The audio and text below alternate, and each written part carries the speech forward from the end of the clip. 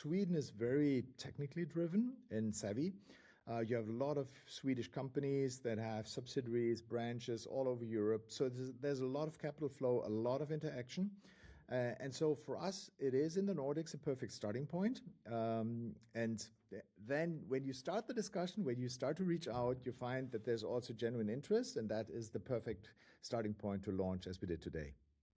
Welcome to Alexander from AllUnity. Welcome, Alexander. Thank you very much for having me. Yeah, and the reason we are having you is that you this week or even today have launched Swedish krona stablecoins. We will talk more about that, of course. But let's start with your background. It's rather varied, it seems, both TradFi, fintech, and even crypto. Mm-hmm.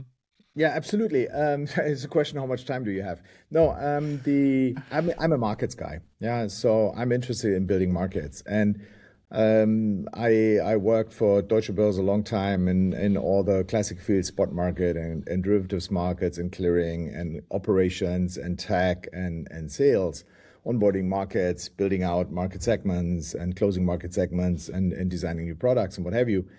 And it always came back to me that we, from an understanding, have a global market, but technically we don't. We have regional markets that are connected via monopolies. And I'm also a gamer, a heavy geek gamer, and one of my favorite games shut down because of wrong monetization, and I put one and one together, and in 2013 I wanted to build the first regulated market for trading of in-game items of computer games on blockchain basis, because I stumbled over blockchain and the mechanism that prevents the double spending effect.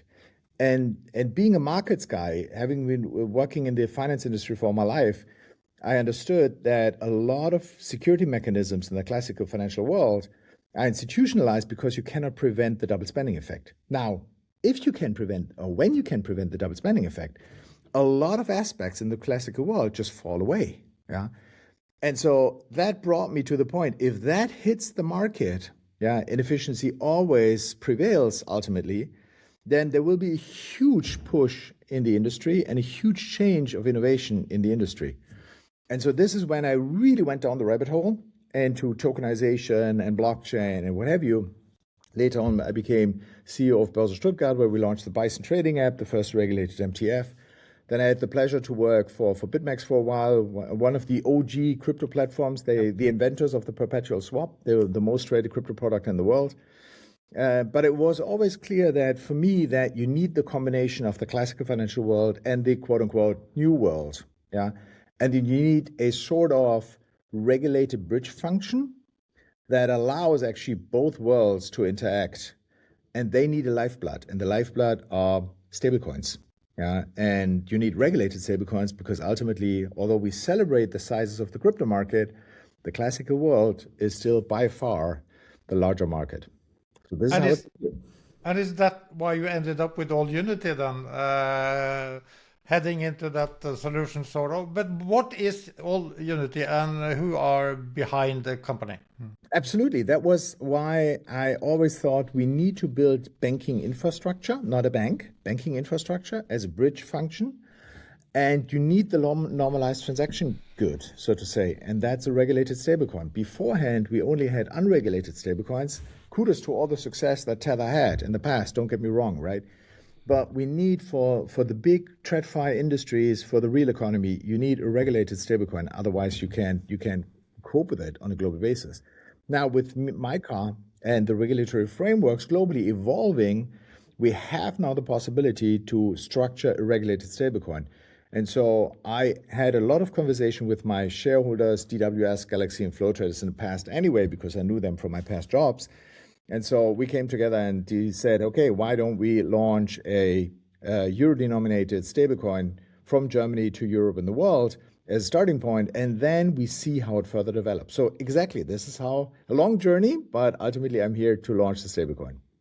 Yeah, and now you have landed in Sweden. I'm in Oslo, but we are a Nordic Web3 media company. And why Sweden? What have you launched this week?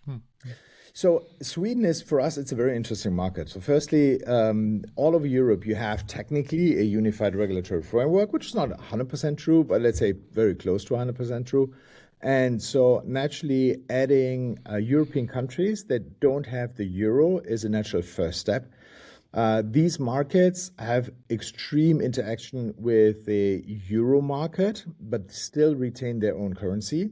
So you have even if optimized already, because we are somewhat in a single market, you still have frictions between the currencies, but you share a universal regulatory framework. Yeah. And so it's a natural step. Sweden is very technically driven and savvy. You have a lot of Swedish companies that have subsidiaries, branches all over Europe. So there's a lot of capital flow, a lot of interaction.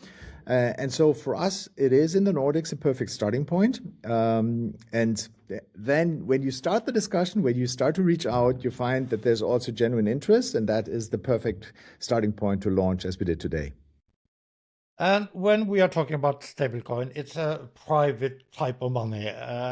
But in this space, we also have discussions about tokenized deposit. We also have the discussions about maybe 150 countries in the world that are trying to find out, should they launch a CBDC or not? And in Sweden, I think they had an exploration in the Swedish Riksbank for a couple of years ago.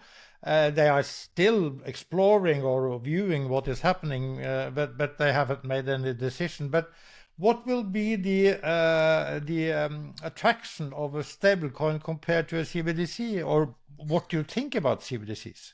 So I think that it's a little bit skewed discussion, not necessarily in Sweden, but it's all over Europe, because today you have central bank money, you have deposit money, you have e-money, you have commercial bank money. And nobody's complaining that you have these types of payment mechanisms in money, because there's use cases for these today. Now we're tokenizing it, and all of a sudden it starts an infight between CBDCs against e-money token against deposit token, which is ridiculous, because as long as it was not tokenized, nobody was complaining about it. So now we tokenize it, and everybody's complaining about it. So for me, it's just a tokenized mechanism of what we have today. There is use cases for CBDCs because there was a use case for CBDCs for central bank money before. There are use cases for deposit tokens. In the own ecosystem of a bank, a deposit money works, deposit token work, so all good. Yeah. But now comes the point to CBDCs and deposit tokens. If you are with one bank, and we're talking institutional, real economy, multinational subsidiaries, and you run over various countries, not every of your subsidiary will be with the same bank. Now imagine every bank comes up with their own deposit token. So all of a sudden, instead of sending one type of money, you have to send several ones, but they are reserved a little bit different. Maybe the bank has a different tier, so the risk profile is a little bit different. So all of a sudden, you need an OTC desk to haggle the money value, and you just want to pay. So that doesn't work. So deposit tokens work perfectly fine in the universe of the bank. CBDCs work perfectly fine where receiver and resender works with CBDCs. Now, the US announced that they won't go into CBDCs. So that means if we from Sweden, from Europe, start with CBDCs, it ends at the border of Europe. That's it. It won't help us for cross-border transactions. And now come stablecoins. Stablecoins are the most flexible way. They are accessible to everybody.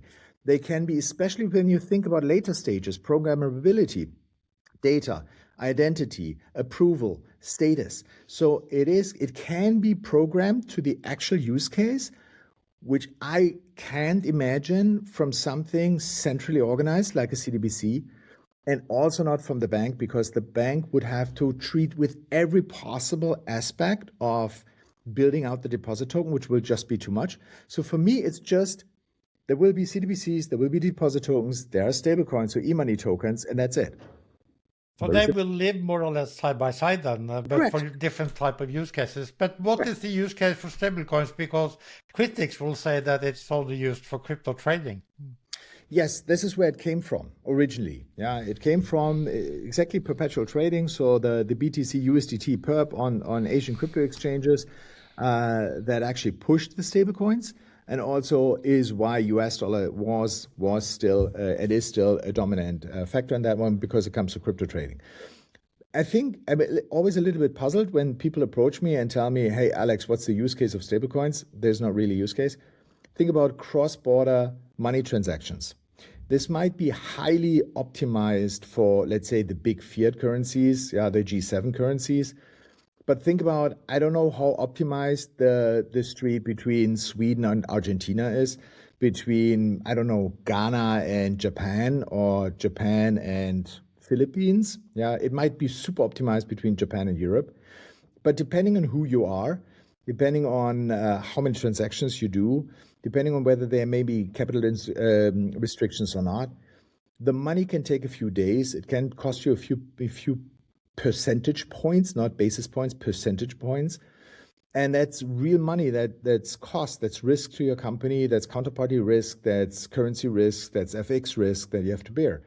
Now, imagine that you can instantly settle on a global basis in your local currency. So you send your local currency, but on the receiver side, the local currency is received at the instant at a minimal FX transaction cost. That's a big use case.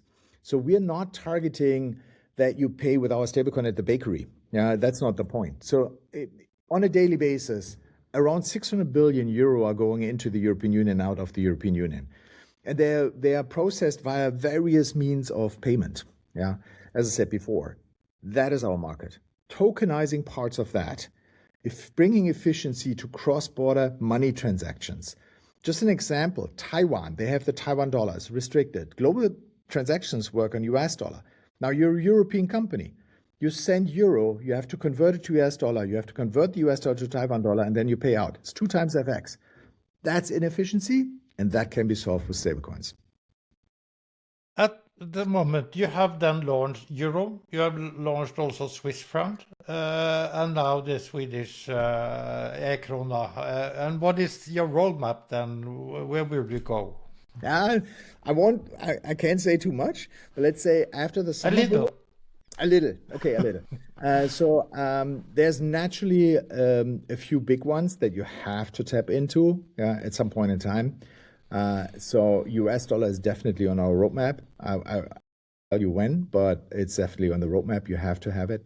There's a few other G7 currencies that definitely are on the roadmap because you have to have them because global trading is still working on them. But there's also a group of other European countries that have their own currency still, and where cross-border transactions can be further optimized. So I think after the summer break, you will see another 5, maybe 6 currencies coming to the market. Okay, but when we are launching the non-US dollar stablecoins, it's also very obvious that the US dollars are dominating. I mean, much more than when it comes to trade in the regular fiat world. So can it be balanced more or less, or will the US dollar win the market? No, I think it's a national movement that it will be balanced. And take the market leaders now today, Tether and Circle. Tether has what, 180 billion or short of 200 billion. Circle has 70 billion or 80 billion, something around that. And fantastic. Once again, kudos to the guys. Fantastic job. All good, right? But Tether's and humble distance, Tether's direction is banking the unbanked. Yeah. So it's a totally different use case. Will they be super successful in that area? Absolutely. Will they grow in that area? Absolutely. That's not our area. Yeah. And there are 2 billion people in the world, so it's a large use case. 100%, and it's a very successful use case, and they will be the dominant player in this one. Yeah, and I don't see anybody to challenge them, and definitely not us, because that's not our market. Our market is real economy, cross-border transactions. And when you look at the euro today, depending on which transactions are processed, the euro is between 20 and 40% of the global market in transactions. And these markets are just being developed as we speak. Regulation is there in Europe. Regulation is forming in the US. Regulation is forming in Japan and Hong Kong and Singapore and Australia and Britain and all over the place. And you can start really using that on a continuous basis when the regulation is not only on the sender side defined, but also on the receiver side. And there we're still in the process of doing that. So you can send the stablecoin to Australia, but is Australia already able to process it, convert it, allow it to their customers and corporates to be used? We're still in that process. So by definition, we cannot be at that point yet, but there is a market for euro today, and there will be a market for the euro and the Swedish krona and the Polish zloty tomorrow. And we're just on the brink of ramping that up. And as you said, I mean, the US dollar stablecoins, they came from crypto trading. That was the dominant thing. And we should not forget that MiCA came into place, April 24, got introduced into national legislation starting 25. So we're talking about a year. Yeah, so it's still relatively young and fresh. So give it a little bit of time, and then you'll see that euro and other stablecoin currency ratios will pick up. Who do you think will be the players in this market then? Because Circle is having the largest euro stablecoin at the moment, and you have the Icelandic Monetarium that has launched, and now also a lot of banks are circling around Kivalis, which will be a consortium in the Nordics. Danske Bank and SEB Bank is part of that consortium. But who will be the players? What are your ambitions? So I think that ultimately you will see per currency a very few number of players. There's maybe 2 or 3, not more. There might be special use cases, like a special, I don't know, a stablecoin for a very special niche purpose that can add to that one. Because as they are privately issued, you as a user, you don't want to have one. The dependency on one is maybe too high, but you also don't want to have 5 or 7 because you have to maintain it. You have to value it against each other. You have to see whether there are changes, what offerings out there. So you want to have 2, max 3. Yeah. So that's ultimately it. Circle, yes, definitely is the number one right now. Will they be it in the future? Let's see. Circle's, at least from the outside, again, humble distance, it is still they're focused on the US market.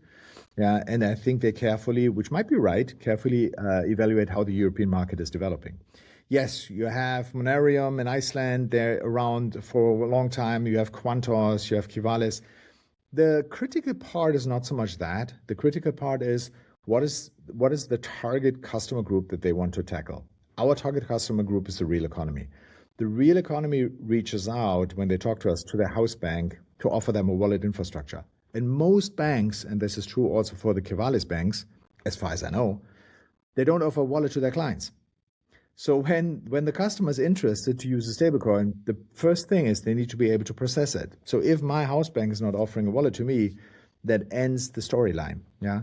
But what we see is that the interest of especially the big multinationals increases so much that they put pressure on the banks, that they say, hey, you have to offer me a wallet because I want to use it. And if you don't want to offer that to me, I might go somewhere else where I get a wallet. So for me, the critical part is who's the first one to open up that lock? And not only do the on-ramp in Europe, you need to be able, if a European company, take a Swedish company wants to send and transact with Swedish krona, because this is how they pay their employees, right? This is where they get their goods from. So, but unfortunately, the Japanese, they want to have Japanese yen. So what do? You exchange Swedish krona, maybe directly to Japanese yen or to euro, and then send euro and then convert it back. And what you want is you want to send Swedish krona, and then it should be converted to Japanese yen. And on the Japanese side, somebody receives Japanese yen. This is how it should work. And I'm curious to see how the names that I just mentioned will open up that lock. We are actively working on it, and we are building this network. And so ultimately, we have to see what the use case of each of these players is. You must sort of has to be more or less full service to win the game? Yes. Yes. Not necessarily you alone. You can do it via partnerships. You can do it via other market participants. You can link up to other market participants. It is very interesting to see how these networks like ARC and Tempo are developing. There's payment networks developing. So our stablecoins will be available on all these networks to make sure that wherever a customer is, they have access to our stablecoins in their ideally local currency. As part of the launch now, you have also launched some AI solutions. And what is that? Yeah, the interesting piece is that actually AI and the fast development of AI agents is, next to cross-border payments, the perfect use case for stablecoins. Now imagine that we have all our agents running, right? So ultimately, maybe Martin, that's something that might hit you guys too, right? So in the media side, right now I might, if I want to have some knowledge about topics, I visit websites, I maybe get a special paper, I get some news readings and what have you. So I'm searching through the web to get the content. In the future, I might have just an agent telling the agent, hey, get me the information XYZ, and the agent runs around. But that means I don't visit your homepages anymore. Yeah. And that means that I do microtransactions where I feed my agent, give me this, give me this, give me this, search or this, search or that. But these agents, they are tapping into proprietary content. Yeah. And you will block them if they don't pay you, because this is how you earn money, right? But these are microtransactions at a second. Yeah. And the classical payment means are not able to process the vast amount of microtransactions that will hit the market when everybody's running multi-agent structures at home. And think about companies coming to that fray. So stablecoins are actually the perfect mechanism for instant settlement of these microtransactions. And what we launch with X402 is one of the technical means for agents to kick off stablecoin payment transactions as they process their tasks. Yeah. And I think this is a natural first step into that one. And I think that is for a lot of companies who create content, a defense and security mechanism to secure their proprietary data and content. And it's a starting point into the agent AI universe. But what concrete have you launched on that side? This is a technical layer that when a agent gets content, let's say from a certain news content creator, yeah, and that creator allows an agent to get the information but charges for that one, that agent can then automatically pay the content creator with stablecoins. But you are not building a network. There's a lot of companies at the moment that are building sort of platforms, or even in the cloud, and also then networks for supporting AI agents, like even also Visa and MasterCard and Amazon and whatever. And what is your position in that development? So we are a European player in that. Yeah. So you have the big US players working in that field. They are coming from the US dollar side. If I'm sitting in Sweden and I want to tap into a Swedish newspaper and I have an agent, Mistral, which is coming from Europe, why do I have to pay with US dollar? Why can't I pay with Swedish krona? Why do I have to do an FX? Is it fully automatic? Where's my data? So all the, let's say, sovereignty topics that you have around that one, they totally hit the market. So are the big players working on AI agents and how they interact? Yes, absolutely. Yeah. And we should do in Europe, we should do the same. Yeah. And so for us, it is a technical means to have an agent being a client like a corporate to kick off a transaction, a payment transaction, fully automatic for the service that they acquire from their content creator. This development also sort of challenged the branding part of it, because as you say, the agents are not going to the homepage. So you have to be Ericsson or whoever and Klarna and say that we can support you guys. Yeah, absolutely. So for us, this is a service. Yeah. So we get a lot of interest by news creators, yeah, around this, because what we understood and learned is that most of them are currently blocking agents because the agent can't pay. Yeah. And so you have a subscription maybe for a newspaper, but the agent doesn't. Yeah, because the agent is not a natural person, so the agent doesn't have a subscription. So naturally, the content is blocked. But think about it. If I'm not visiting newspapers anymore, if I'm not visiting web pages anymore, if I only go to my agent and ask him, hey, give me all the data on XYZ, but a certain data is blocked then my reference point is everything except the stuff from that content creator. So for me and a lot of other persons, this content creator will be invisible. It will evaporate, will just go away. Nobody will look anymore at the webpage. Nobody will buy a newspaper because the reference doesn't exist anymore. So for these type of clients, my take, it's vital to be able to process agent requests. And again, I mean, that is very local. Yeah, if I'm sitting in Japan, I want to pay with Japanese yen because I'm using content from Japan. I don't want to use US dollar to do this. I want to use Japanese yen. So we need to have that offering locally on the ground with local currency, to preserve the reference points, especially in Europe, with the content that we're creating here. So for us, it's a service to the market, and it's not a competition at all. Okay, let us look a little into the other parts of this payment industry, the fintechs and also the mobile payments. And in the Nordics, you know that in Norway, Vipps has more than 1 million users. I think that Swish in Sweden have more or less the same compared to the size of the country. And it's working. It's working we are having, for instance, in my choir, we have wine lotteries every rehearsal. Mm-hmm. We just pay with Vipps, of course. Mm-hmm. So what role will then stablecoins play in that regard? Will it then be another way of paying through other type of wallets, or will it be the back end of the wallets that we already see? There's two sides to that one. So the first thing is, how does, and to make a very obvious example, how does IKEA do capital optimization over all of their subsidiaries globally? They won't use the mechanisms that you just explained because they are retail. Yeah, our focus is not retail. Our focus is cross-border treasury, capital optimization, payment for real economy corporates. So the first answer is it has no interaction whatsoever. Yeah, because it's a different use case. It's a different direction. It's cross-border for real economy corporates. Now comes the second piece. And the same, for example, is true for the Swiss franc that we just launched, right? You have Swipe in Switzerland, very successful on the ground. Still, we have huge requests from the real economy because there's interest in using a Swiss franc stablecoin for cross-border transactions. It has nothing to do how you pay your shortbread at the bakery. But there's a second piece to it. The second piece is exactly, can it be the back end?